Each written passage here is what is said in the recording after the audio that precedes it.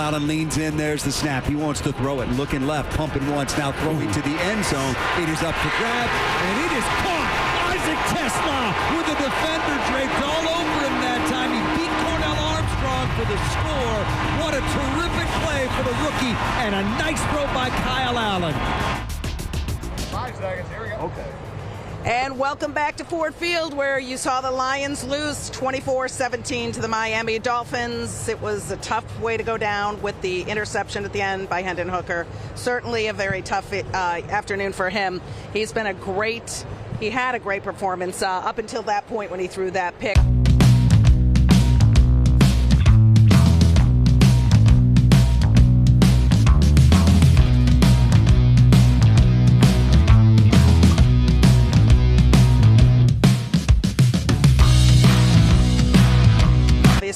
Pretty sloppy play across the board. I tell you what, they gave the coaching staff and Coach Campbell, they gave them enough ammunition to go after these players this week, because that was bad, Hammer. I mean, most of those penalties, you can live with penalties that you get in the act of doing something, but pre-snap penalties, lining up in the neutral zone. The mental mistakes. Yes, that kills you, and it killed drives today, and it's hard to evaluate guys when they can't get drives in like that. Yeah, and it's certainly not the brand of football that Dan Campbell has preached that he wants his team to play here. Let's start with some of the bright spots, though. Kyle Allen making the start here today. He certainly looked good. 14 of 17 for 124 yards, and 2 touchdowns. No turnovers for him. He really played a clean game and seemed very decisive with where he wanted to go with the ball. Hammer, he played like a 7-year veteran today. I mean, it was unbelievable. He stacked a nice performance on top of what he did last week. And, you know, Kyle came into this game looking to solidify that QB2 spot, and I think he might have did it today. He was calm under pressure. When he got pressured, he was able to slide and keep his eyes downfield and get the ball downfield. I was very impressed with Kyle Allen today, and I think, like I say, Hammer, we got one more preseason game, but I think he might have solidified QB2. Yeah, he has played very well in the last 2 performances that we've seen from him in the preseason. I've got to wonder, it feels almost at this point like there's not much he could do to knock himself out of that QB2 spot, is there? I agree with you, Hammer. He would have to fall off a cliff for that not to happen right now. I think he's put enough performances out there to where he can be, and the guy that we could count on just in case just in case it happens. I don't even want to speak it. I'm not going to speak it. All right, and one of the guys that we were talking about pregame, of course, he sat down with our Dan Miller, is Jackson Meeks. That receiver, he looked so solid today. Yes. The toughness between he and Tesla, but we'll start with Meeks specifically. 7 catches, 93 yards, a touchdown. He's a guy that has really sure hands. Yes, he does. And Hammer, what impressed me the most, too, is his route running. I mean, again, the guy was just able to run crisp routes, and when you do that, that's what causes the separation between you and the defensive back. And I thought his route running, not just him, but I thought Tesla, his route running was awesome too. And that's what you love to see out of young guys, because that's something that takes a while to come along. Yeah. And these guys are ahead of the curve already. Yeah, well, plenty of positives and a lot of negatives to build on. That's what Dan Campbell always says. When bad things happen, we have to learn from it. We have to bounce back. We've got much more coming up on the post-game show, getting you ready for Dan Campbell's comments from the post-game press area, and as well, I'll be heading into the locker room as soon as Dan Miller gets down here. Lomas Brown alongside Jennifer Hammond on Fox 2. Lions lose to the Dolphins today, 24-17. We'll have much more coming up on the other side of the break.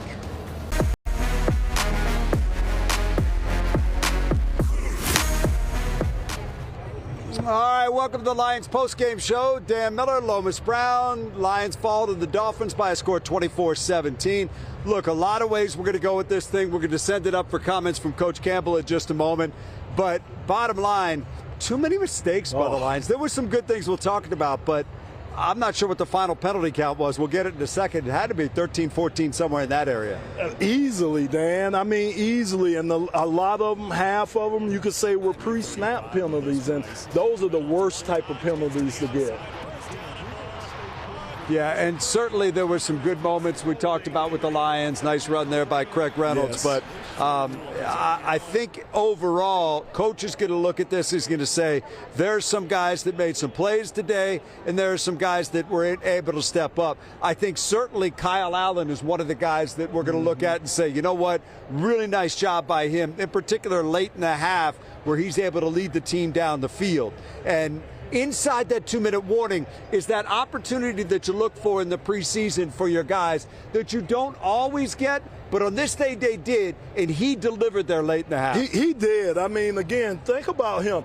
Okay, he came in after halftime, so that's an adjustment for guys. But he was able to come in there, he was able to step in there, and he did an awesome job. He looked like a 7-year veteran back there tonight. He had control of the offense. He made some precise throws when he needed to make it. When he had to scramble and get out the pocket, he was able to scramble, but keep his eyes up, therefore keeping the play alive. So it was a lot of great things that we seen out of Kyle Allen to, I think, solidify that QB2 position.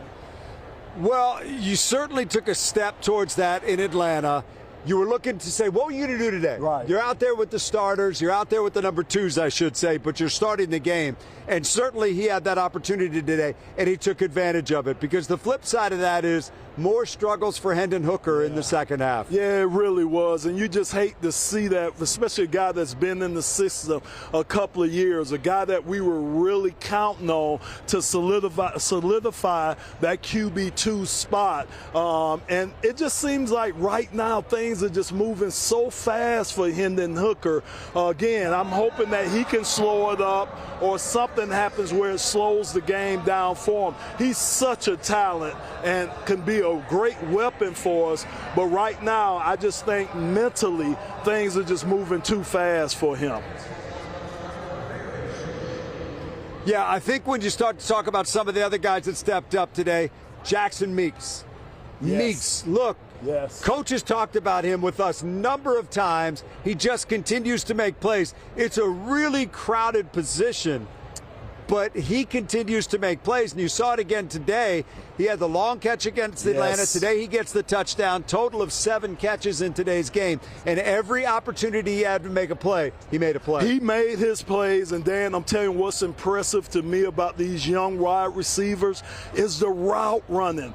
That's some of the slowest stuff that come along with young receivers is their route running. But they are so precise in their route running, they're creating room between them and the defensive back. So it's great to see that these guys are ahead of the curve right now with their route running, and all they're going to do is keep building upon that. Levet, Meeks, Tesla, these guys are really ahead of the curve at this point right now, being young fellas.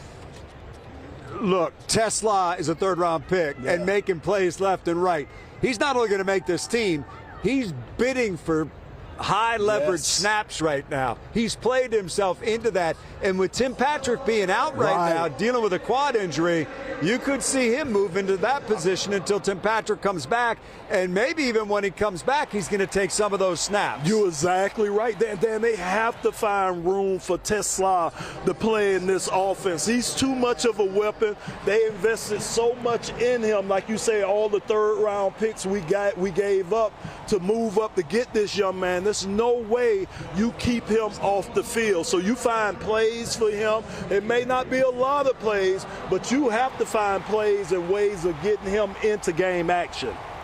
What did you see from him on that touchdown catch that we saw right there? Because it's a little bit like what we saw in Atlanta. Using his body, he's 6'4", he's over 215 pounds. If you have a smaller cornerback, he makes it very difficult on them to get through his body and get to the football. And twice now we have seen him get that football, secure it, and score touchdowns. So it seems like he's been studying guys like Herman Moore and Calvin Johnson, big body guys that, like you say, Dan, know how to use their body, get it between them and the defender, but also gives the quarterback a large enough target to get that ball in there. I mean, he's been impressive. He really has been impressive from day one, and he's continually getting better and better and better.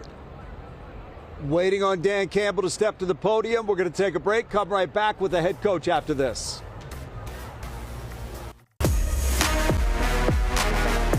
Kyle Allen back, looking, throwing left side, caught, wide open, touchdown Detroit Lions, Jackson Meeks. That was a 4th down and 7 that Allen delivered on. And look, we talked about it in the radio broadcast. You're sitting there at the 11-yard line. You don't need to see Jake Bates come out and kick a 29-yard field goal. But what you do want to see is if your quarterback that is vying to be your backup can make a play when it's 4th down and you have no option. And he did right there. All right, we'll get more thoughts on that coming up. Up to the podium we go. Dan Campbell addressing the media.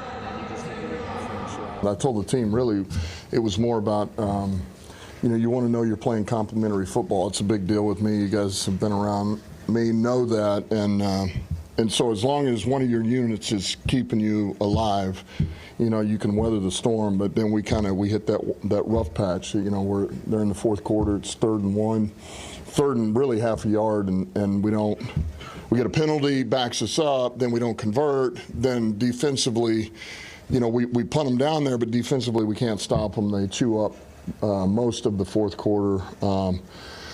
And kick a field goal to go up 7, and then we couldn't answer back. So we just stalled out there at the end. But a lot of guys made some plays, when they had their opportunity. And really the story for us, as far as the loss goes, is too many penalties. There are way too many penalties that we got to clean up. When you look at Jackson Meeks, the way he's played the last 2 weeks, the way he's played all through, is he made that conversation for maybe that final roster spot at receiver pretty difficult now?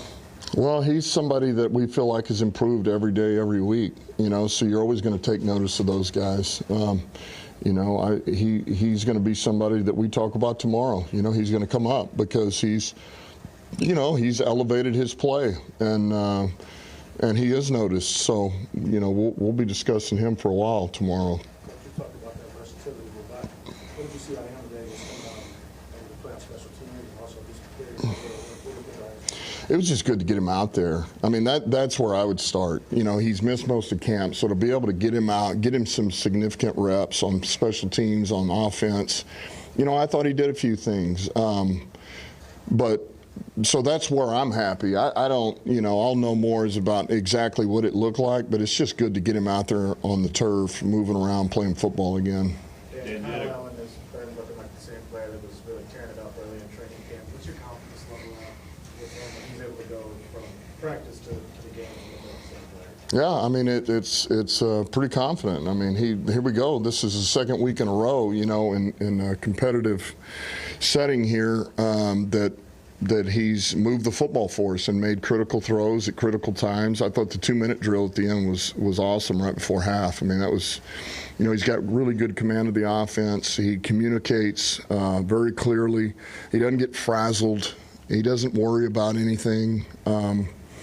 If he does something that isn't quite right or he makes a mistake, like, he doesn't get frazzled. He's on to the next play, which all of us appreciate that. So, he's done a good job. I do have faith in him. It looks like he's taken kind of the lead in the competition between him and Hooker. Do you agree with that? And how do you assess Hooker's game? Yeah, well, we just continue to work with Hooker. I think right now we'll talk about it tomorrow, but I'd like to get him some more reps next week. I'm talking about Hooker. I mean, we're going to give him both reps, but maybe we might start him out again, for that game and let him go with that unit. So, Hooker, what I did like that 2-minute at the end. I thought that was good. It took him a while to get going, but once we got in an end-of-game setting, I appreciated the fact that. Yes, we got a score. Yes, we're under 2 minutes. But the ball went where it was supposed to by coverage. He didn't try to force anything. He was in it. He's calmed everything down enough to know that that, man, we don't have to force it. Just take what's there, let the players do the rest of the work for you. And then, you know, that's it's one of those things that happen at the end of the game. That's tough. You know, he's going to throw it, and the kid makes a play over there. That's tough circumstances. I'm sorry, it almost feels like it's Cal's job to lose this game. Yeah, I mean, he's playing better. He's playing better. So I would say that right now, if you're saying if you had to go in with a 2 right now, who would you trust more? Yeah, I would trust Kyle more because he's proven more after these 2 games. But we're still going to coach Hooker up. We're still going to see what's there and see if we can get him better. I mean, we still got a little bit here. And can you explain what you're doing with the cornerbacks? It seems like you want to give all those guys a good look at rotating the cornerbacks. Yeah. And within that, Eric Hallett playing safeties, playing corners, doing what everything for you, just kind of what you've seen from him. Yeah, well, he is. He's a guy that can play all the positions, you know, and so, you know, you need a corner, you need a nickel, you need a safety. He can do them all. Mentally, he knows them all, and so that, man, that gives you ability to really. It's about, okay, well, what can the next guy do? Well, we know he can only play this. Okay, well, Hallett, you need to go over there then. All right, you become safety or nickel. So he's kind of your get us out of trouble there. But yeah, we wanted to get a good look at all of those guys, and you know, we didn't have a ton of them, so we wanted to make sure we tried to roll them through and keep them somewhat fresh, but give them good looks. And you know, look, man, we played a lot of man today. You know, we played a lot of man, so those guys were in you know, it's good, but it also, man, it's taxing. You know, it's taxing on that group back there to do that play after play. But I thought, man, we got our hands on some balls. We didn't finish on them, but we did. You know, I thought they were competitive and pretty sticky for the most part. And you had a few instances where there were almost turnovers, a couple forced fumbles, weren't quite able to get those. How do you work on that? Is that just working on sudden change, or just is it luck? No, I was fired up because that was a point of emphasis this week was, man, getting balls on the ground, getting balls out. Now, we didn't come up with them, but they're hitting the turf. And that's how you do it. And then you get them on the turf, the ball will start bouncing our way. It's the hard part's getting them out. So, I mean, with my eyes alone, I saw 4 on the turf. We didn't get them, but I saw them, and we had an opportunity to. So that we had another 2 that I saw on the back end. You guys were talking about that we had our hands on. We didn't, you know, we weren't able to finish on the interception, but I'm like, theoretically, we could have had 6 turnovers today. That's good. That's a step in the right direction. So that was encouraging. And Tesla, another nice touchdown catch, 5 catches. Yeah. Is he just showing more and more of the same, or is he even still rising more in your eyes? No, I would say he continues to grow. You know, you asked about Meeks. Meeks is grown every day, every competitive setting. He's just taken a step up, and Tesla is the same way. Tesla is just continuing to grow and get more comfortable. He's getting more confident, and he's making more plays. And, you know, I bring this up. Every time those happen, you gain trust in those players. You know, you gain trust. So every time he makes a play, and he makes a play in a critical, whether it's in practice or it's out here, you begin to, okay, that's money in the bank. And that's good for us because at some point we're going to need to use him this year. He's going to have to help us on special teams and on offense. So that's encouraging. All right, so there's Lions head coach Dan Campbell. Our postgame show rolls on. Lions fall to the Dolphins 24-17. Key points in there, the 2 rookie wide receivers that we talked about before he came out, Isaac Tesla and then Jackson Meeks. Both of them score a touchdown today. Both of them, in his words, continue to make plays. And as he said, look, we know Tesla is going to make the team. Meeks, a bit more crowded for him, but he said that's a guy we're going to talk about a lot tomorrow. Yeah, he's a guy that you seem like you could do a lot of things with, and that's probably going to be the conversation between the coaching staff. Okay, what type of scheme can we get him in to get him more touches? What can we do to put him in the position to have success? Those are the little things that the coaching staff talk about when you have players kind of on the wire or on the wall. So it's going to be a lively discussions because you're going to have guys that are in there that are pulling for him that wants to see him do more. Well, and you better believe every other team in the league is watching the tape as well, and they got their eyes on what might happen to him here in Detroit. All right, we're going to take a break, come right back to some interesting comments about the backup quarterback situation as well that we will delve into. Post-game show rolls on right after this. You saw it here on Fox 2. Lions fall to the Dolphins in preseason game number 3, 24-17.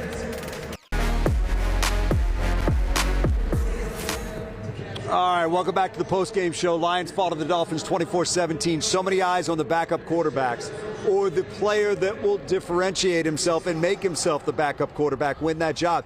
You heard Dan Campbell a moment ago say, look, if you ask me right now who I trust more, I trust Kyle Allen more in that job. We're going to continue to work with Hendon Hooker, but Kyle Allen advanced his case today with another good game. Right, with opportunity, taking advantage of opportunity. That's what Kyle Allen did today. He took advantage of the opportunity that he was given today. Like you say, Coach has the utmost faith and trust in him right now to handle that QB2 position. So it's going to take a lot for him to lose that position, or it's going to take a lot for Hendon Hooker to raise up and get that position. One preseason game left, one joint practice left. Those are the big opportunities for these players to get on the radar for the coach. If they're good, stay good. Yep. If you haven't been playing well, you got to start moving up because time is getting short. Yes. Kyle Allen spoke in the locker room a short time ago. Let's hear his post-game comments.